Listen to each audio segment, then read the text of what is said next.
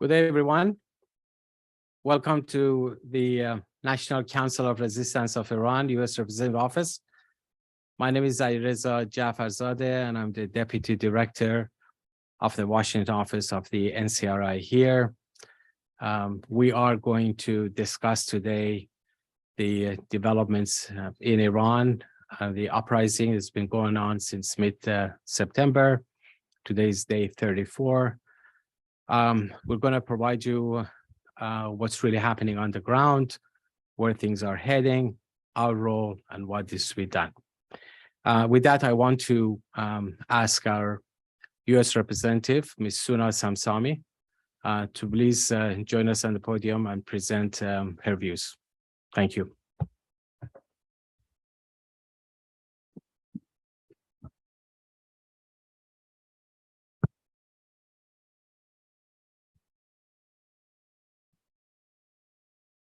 Good day, everyone.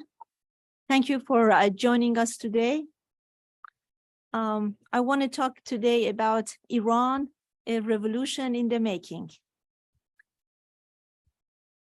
Starting in September 16, 2022, a new wave of anti-regime protests broke out in Iran, which has now entered its second month. Today is the 34th day. The protests rapidly morphed into a universal call for regime downfall and democratic revolution.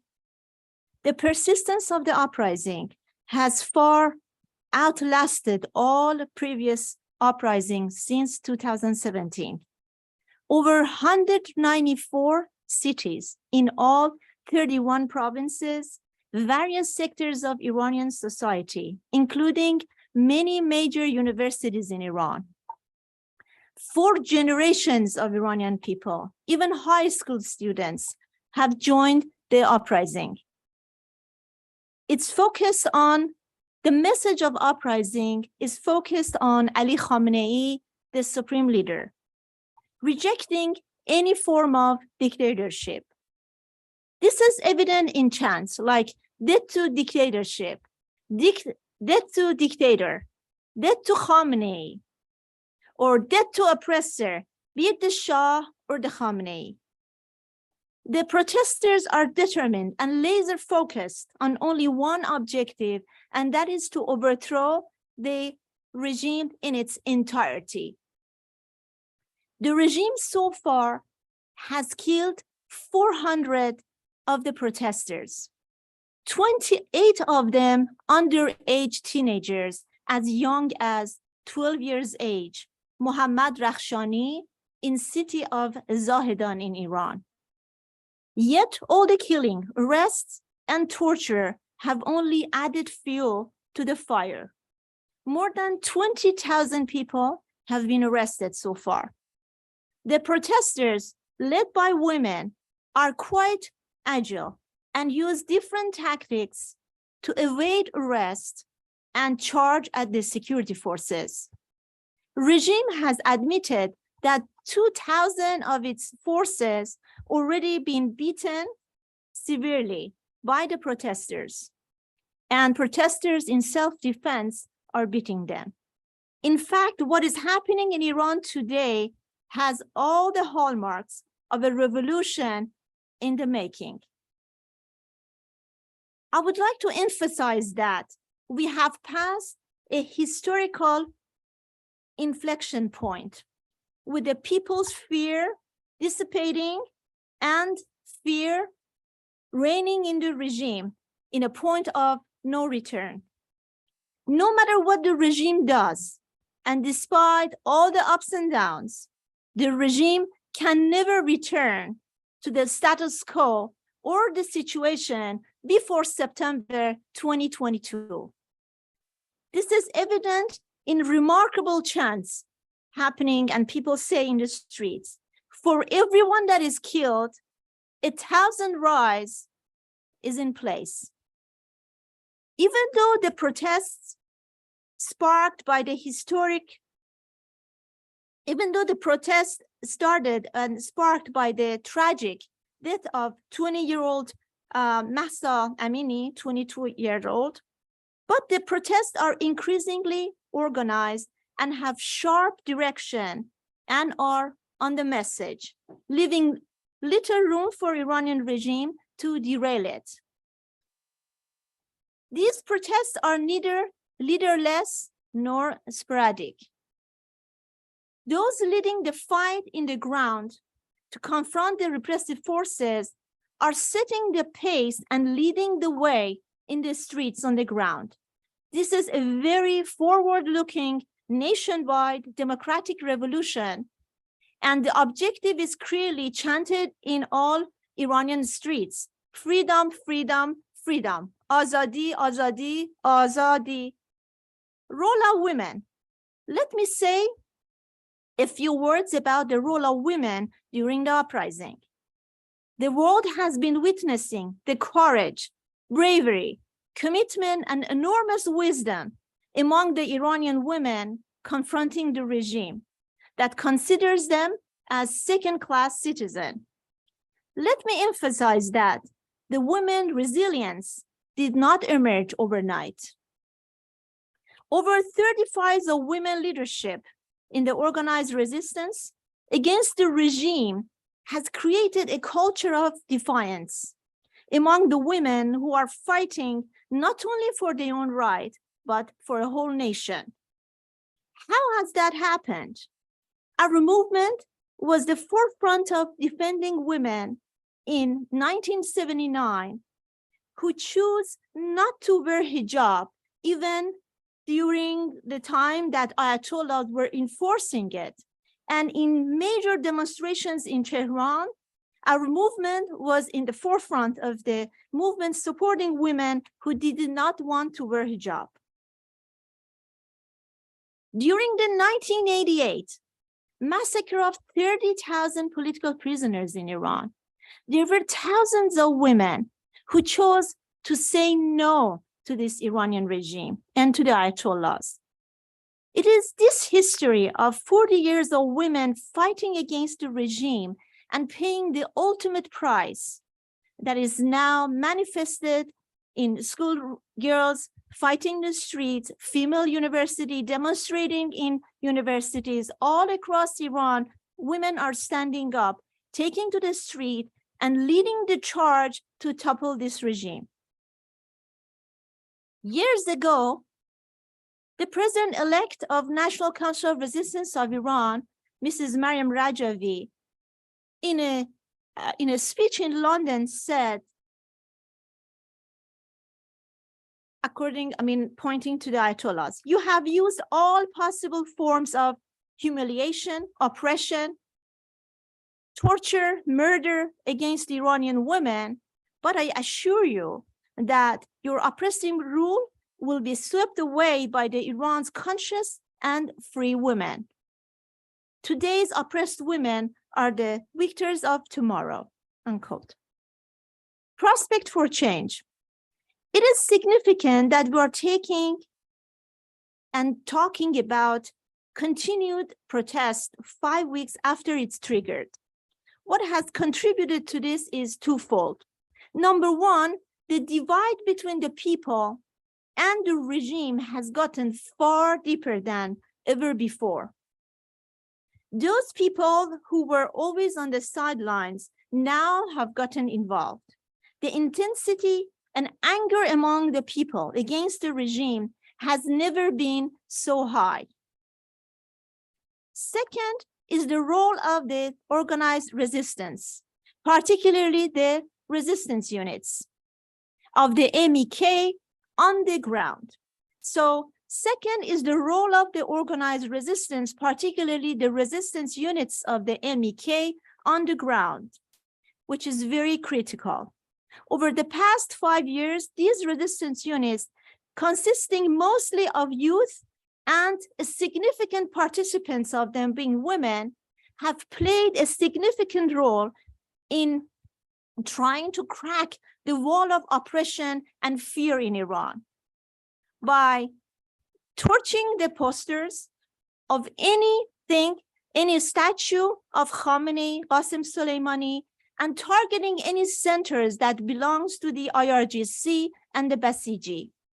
They mentoring cyber attacks to take over the radio television of the regime, disclosing information of prisons inside Iran and other acts of defiance, laying bare the vulnerabilities of the regime and telling people that people are very powerful and regime is very weak.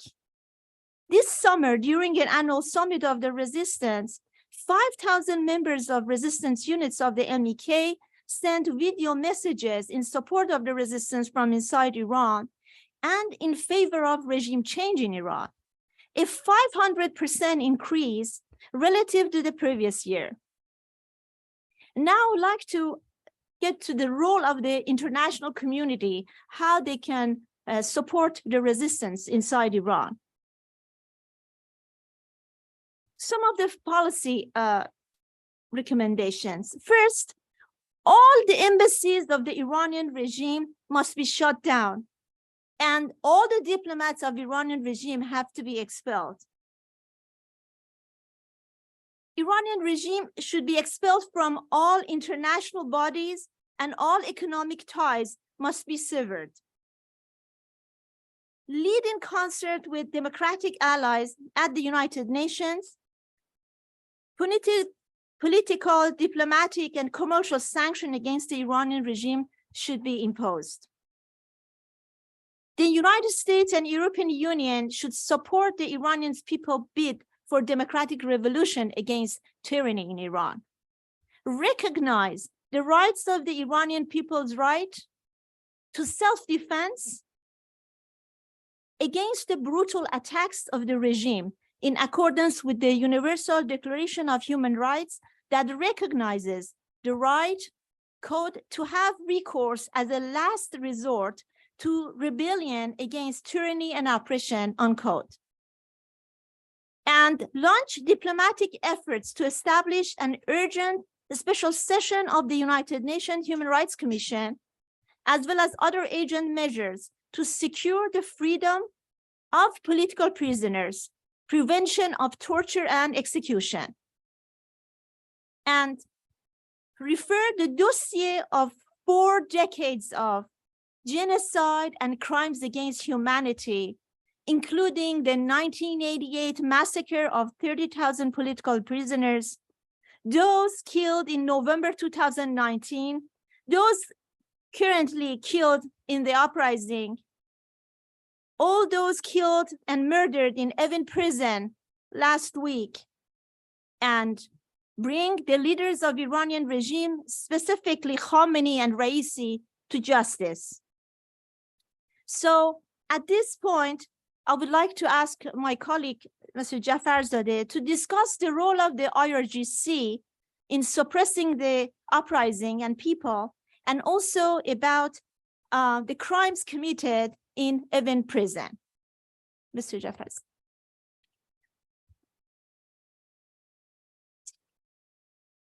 Thank you so much again.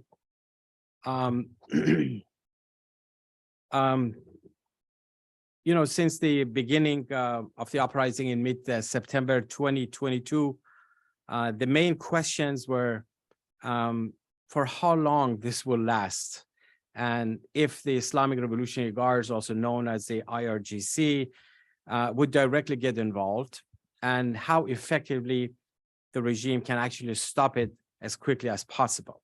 Well, this is day 34, and the protests have continued, and there's no sign that it will dissipate. And the intensity and the resolve has only grown stronger, and the regime up to this point has not been able to crush the uprisings. Now, looking at this particular issue, according to internal reports from within the IRGC, from the very early days of the start of the uprising, the IRGC has been engaged with full force and has mobilized its full capacity. Let me deal with the role of Sarallah Garrison. Sarallah Garrison is the main body station in Tehran that whose job is actually the suppression of the protests whenever they take place. And they also oversee the protests, not just in Tehran, even though their main target is there, but also everywhere else. Now, the IRGC commander-in-chief, Hossein Salami, is also the commander of the Sarala garrison. Therefore, it's him that, the commander of the IRGC that is actually leading all of the various suppressive forces of the regime to put down the uprisings. There is an internal protocol that when the security situation is in red alert, they have 4 different levels: white, gray, yellow, and red. Right now, this is declared, it has been declared since the first couple of days of the uprising as the red alert situation. Under those circumstances, it's the IRGC that takes over and takes control of all of the apparatus of repression in not just in Tehran, but in all 31 provinces of the country. And they do that under the supervision of the Supreme National Security Council. Now, other suppressive bodies like, the state security forces, also known as the police that are on the streets, they normally operate under the command of the Interior Ministry, which is now headed by Ahmad Bahidi, the top commander of Revolutionary Guards, who also headed the Quds Force early on in the early years. But all of them now have come under the command of Hossein Salami, the IRGC commander. So it's state security forces, the Ministry of Intelligence, the intelligence organization of the IRGC, the judiciary, all of them operate under the IRGC. Now, reports suggest that over the past month, the IRGC has used its forces in different ways. One form that they have used them were in plainclothes. You see in video clips, a lot of these plainclothes agents attacking the demonstrators, beating them up, arresting them. They're all IRGC actually posing as plainclothes. Also, some of them wear state security forces gears when the places that they really want to come out, strong.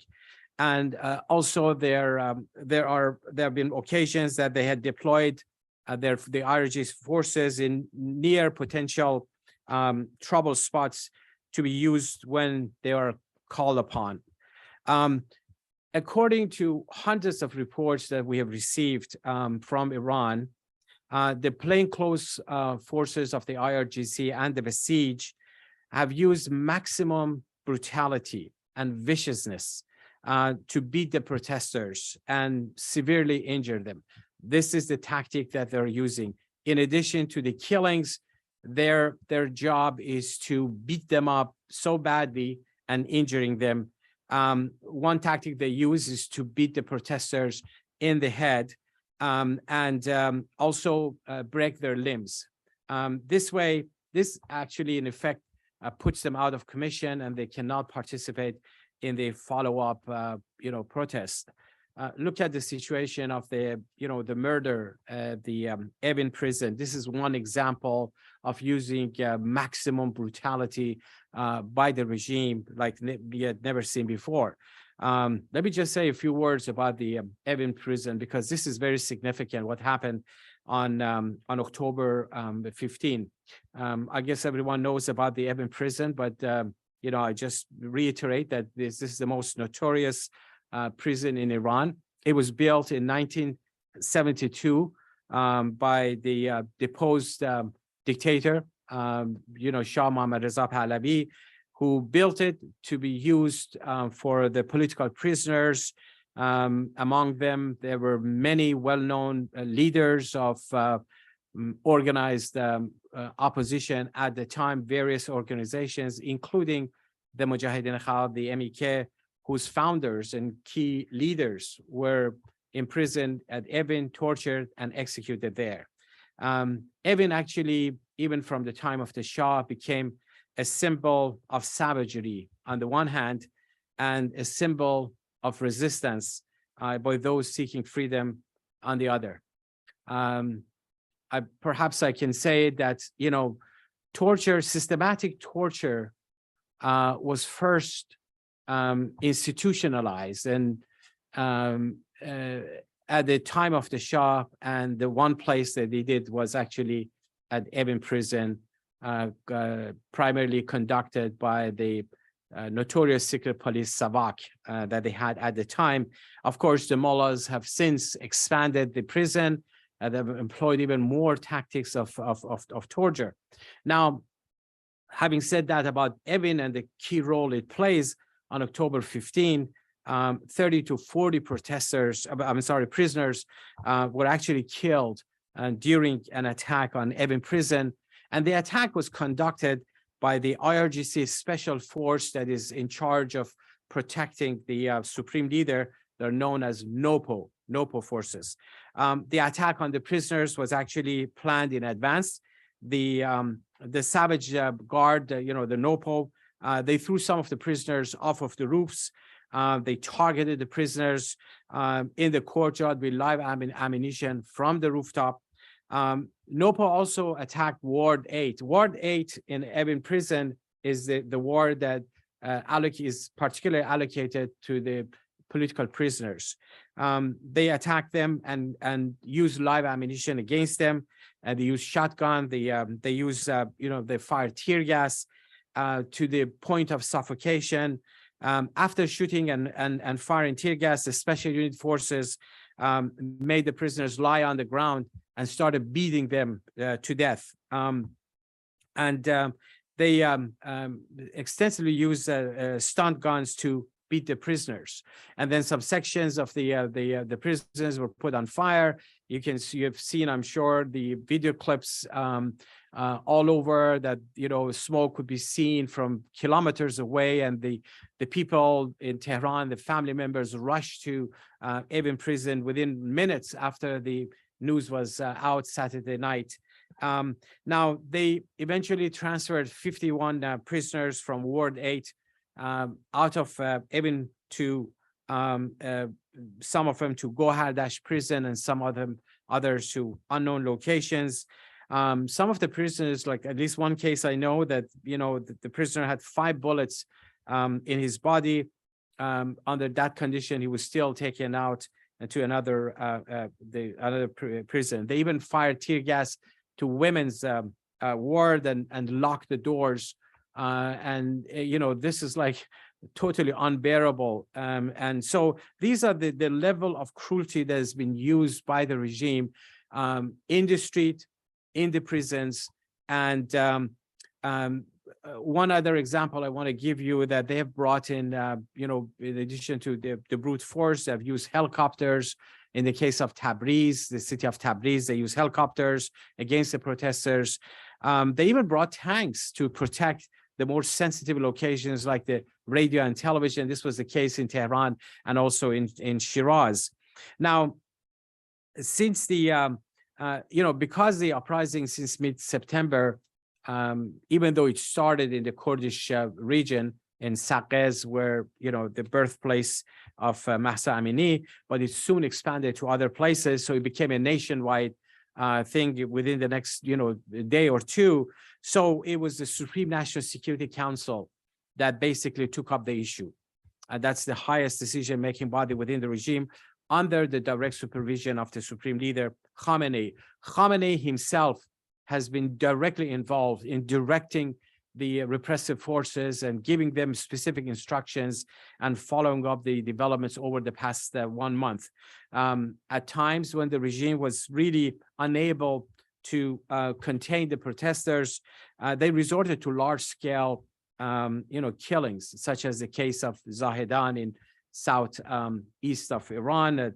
Dozens and dozens of people were killed with direct shooting at the protesters. And actually, these were the ordinary people who had just come out of the mosque in Zahedan in Sistan Baluchistan province.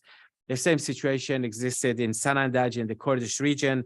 The regime often uses, bird shots, live fire, tear gas, and also, as I explained earlier, beating them to death, as has been the case of many of the protesters.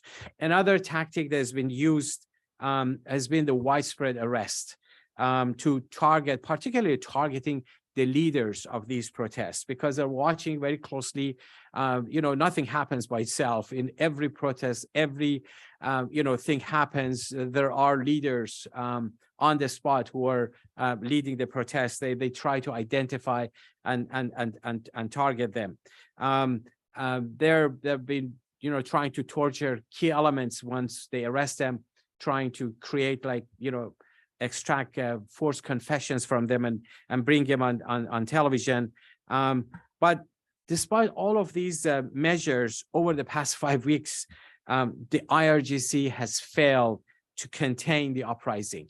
And that, in fact, not only that, but this has really had a ripple effect on the repressive forces. The fact that this has continued for 5 weeks as we speak has really created a very low morale among the forces of the Revolutionary Guards, the Basij, and the state security forces.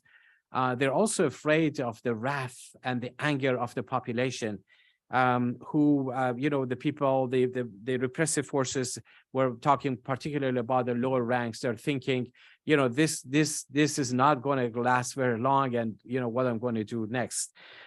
So we have had a lot of reports which we've received from various sources within the repressive forces that actually only a limited number of the Basij forces are willing to participate in the suppression of the protests. The Basij is now resorting to underage recruits. You may have seen some of the clips here and there, but of course they have very little impact. They're very ineffective. Also, the Basij commanders have been given instructions not to use demoralized forces or those who are shaky in defending the regime. This is a clear indication that if this situation continues, they will soon run out of enough forces to be able to protect the regime. Tehran has even, actually, the regime has even threatened the IRGC and the Naja state security forces with court-martial if they resign from their service or refrain from following orders. The fact that the protests are nationwide, as I mentioned earlier, and involves all sectors of the Iranian society, has made it very difficult for the suppressive forces to simultaneously confront them in so many various locations. They cannot concentrate their forces from one area to the other because there's no place that they can leave alone. The other tactic that is actually used by the organized resistance on the ground is to have local protests as opposed to one large-scale protest in various sectors of the society or the cities. In each neighborhood and district, you will see like a group of protesters, and then you see a similar thing in another neighborhood.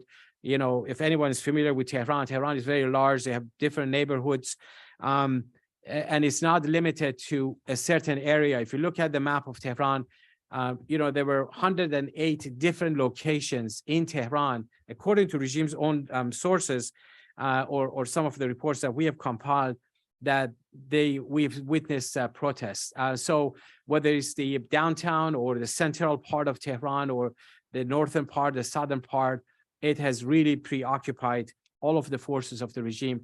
That has been a huge problem for the regime. The anger by the people is at its all-time high, and this is something that the regime has never experienced before. This is a clear indication that the protests are not going to end until the regime is overthrown, despite all the ups and downs. And the slogans, as Ms. Samsami mentioned earlier, are singularly focused on the supreme leader, Khamenei, death to dictator, death to Khamenei. So if I want to, sum up, the reason I went through all of these things is that I want everyone to know that the regime has been using brute force, maximum, repression, viciousness, and yet the protests have continued. the IRGC has brought all of its capacity, all of its forces under different covers, despite the killings, despite the beatings, despite the torture, despite the arrests, despite all the savagery, including what happened in Evin prison, they have been unable to contain the uprising now in its fifth week. So that having said that, I want to wrap up, and I want to ask my colleague Soona Samsami to join me on the podium, and we're going to go for your questions. I guess because we have both people, reporters on Zoom, but also in person here, maybe I would give we would give priority to the reporters who are here. Please, when you want to ask a question, there is a microphone here. When you take the microphone, please identify yourself and the name of the media and pose your question. Any questions, please? Yes.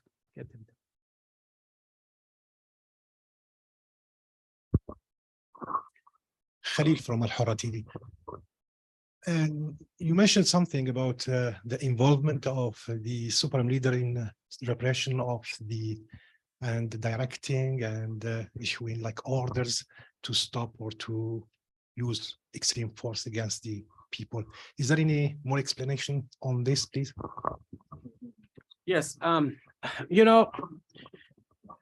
this is the situation you see now in the uprising is not similar to any other previous uprisings, because this is happening after all the measures that the regime had taken. Remember, a year ago, the reason that Supreme Leader Khamenei handpicked Ibrahim Raisi to become the president was to actually prevent what we see today. The whole purpose of Raisi, someone with a background of being involved in the murder of 30,000 political prisoners in 1988, and consolidating all of the authority in the repressive forces, was to prevent what we see today. So when the protests started, especially after 2 years of COVID time that was bought time for the regime, Supreme Leader Khamenei realized this is so different than everything else. So he has taken over the issue, and in the past 1 month he has had at least 2 major public speaking about this, unlike in 2019 and 2018 that he also had 2 speeches before. First, threatening others that we're going to kill you, and then coming out, the second one would be coming out to declare victory, that we crushed it, it's over, and then threatening others. This time, everything in 2 speeches, he didn't declare victory. Despite the threats, this has had no impact on the population, to the country. It has made things even worse. So his impact is increasingly becoming less and less in terms of the containing of the protests. I think that's why a lot of the top officials of the regime are very, very worried about really the future of the regime. And I'd like to continue on that. Khamenei has tried all repressive measures possible. I mean, they start from before anything, the moment protest starts, they try to go to houses, raid the houses that they know some of the people have been active before, and then they try to threaten people, and then use all guns in the streets and all that. So they go all layers of suppression, one after the other. And Khamenei has done this, in these recent demonstrations, like the previous one, but wasn't able to calm the people. So every one person is killed. That's another fire, another, another protest, and even more and more generations get involved. So I would say Khamenei has no way forward, because the moment says, okay, we're going to give you this and this to the people. I mean, there is so much repression inside the country that there's not an ending to what, he has to go back on his, whatever he's imposing on people. And then if you want to go very strict, start massacring people and all that, that again, people are so angered and they're up to here. So this is not going to work. So it's really, Khamenei right now is an impasse. Yes, please, there's also right there a question. Please give him the microphone from behind. Thank you. Dan Huff, Associated Press. Can you address the oil workers and what's happening in the oil industry, which is very critical to the Iranian economy? The oil workers right now, for years and years, you know that they were chanting for being paid, because for sometimes like a month or year they were not paid, they were kept in very poor conditions. But now they're coming forward and calling for regime change. So they have been very active, they have been involved. And so all the strata are really, but the level of repression is so high, and they would be forced out of the job. So it's a very critical situation for workers as well. But they're coming forward with this regime change. You want to add? Well, the oil industry is, as everyone knows, very significant. During the time of the Shah, there was a general strike by the those who were oil workers.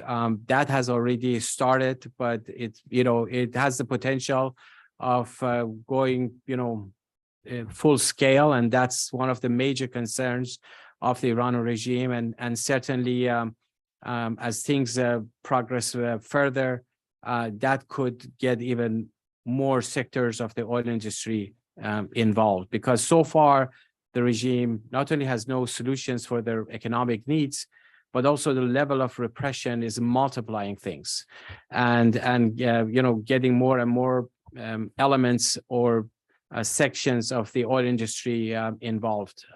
So we have to see how things proceed. Why don't we go here, please? Yes. Rita Sulaiman, Al Arabiya. You mentioned that you are asking international community for political and diplomatic actions against the regime. Did you get any answers back?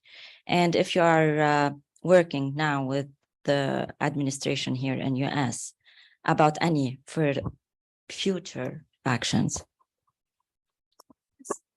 Well, in terms of, I think what is happening right now is that the organized resistance units inside the country are saying the final word. They are the one that actually the fighting. They are the one that are organizing all these resistance and everything. So I think more than anything else, the initiative of supporting self-defense of these units that are fighting to bring oppression down and overthrow the government, recognizing the rights of these people on the ground is the most important thing that any administration has to do. And in terms of, what was the other question? The first one? Well, international community have been responding a lot of support, but it hasn't been enough, obviously. Like what happened in Evin prison, you see like there is a lot of reaction talking about it, but it's more of talk rather than an actual deed and action to stop the massacre, bringing to justice, what is happening. So you want to add? Yeah, well, I just want to add, a few more words that a lot has been done, but far a lot more has to be done, because and it has to be tangible things. It has to be measures that squeezes the regime. And one important step is really shut down all of their embassies everywhere. And, treat the Iranian regime like what they are, a pariah state, the world's leading state sponsor of terrorism, a regime that is rejected by its own population, is killing its own citizens, is killing children, is killing women. And this has been evident over the years, but I think most vividly in the past, 5 weeks, the same way that South Africa was treated, that they were rejected from every international body, whether it was economic, whether it was political, whether it was athletic, everywhere they were rejected. This is the way that the international community should deal with the Iranian regime. The rest, the people of Iran can do it on their own. Okay, if we don't have any other questions here, we're going to go to Zoom. If there are any questions on Zoom. And those on Zoom, please, if you raise your hand, just unmute yourself announce your name and the name of the organization.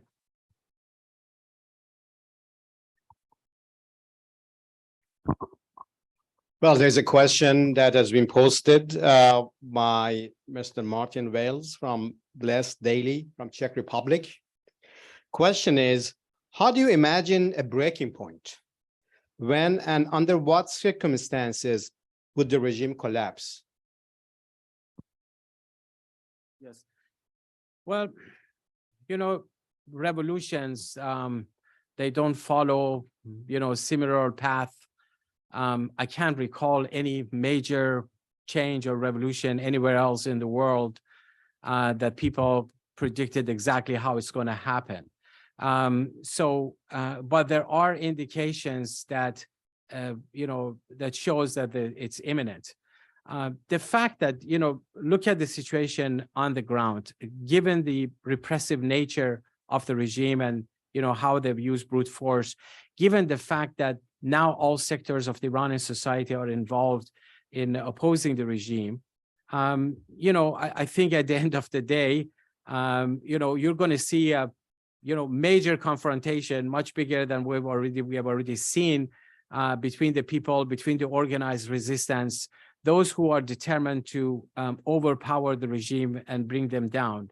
How, when, under what circumstances, no one can predict it, but you can see the level of determination, you can see the level of the organizational capabilities that is actually required in those circumstances. Remember, there's 40 years of experience of organized resistance against this regime. What you see in the streets of Tehran in the past 5 weeks didn't happen overnight. There is a history of opposition against the Ayatollahs. You know, we just talked about the 1988 massacre. 30,000 political prisoners who were, you know, part of an organized movement were killed with the intention of destroying it. Remember, all of them, they have their own networks, they have their own family members, they have their own, you know, children and, you know, grandchildren, brothers, sisters. This network is vast and it's not limited to one area or the other. And that's why I think it's important to keep an eye on the ball, which is the majority of the people of Iran, the vast majority of them have rejected this regime, and it's inevitable. What the international community can really do is just recognize this fact and, you know, pin hopes on the people of Iran, not the Ayatollahs. Thank you for joining us today for this briefing, and we hope as we move forward, if there are major events happening in Uprising, we'll have another briefing and update you. Thank you very much.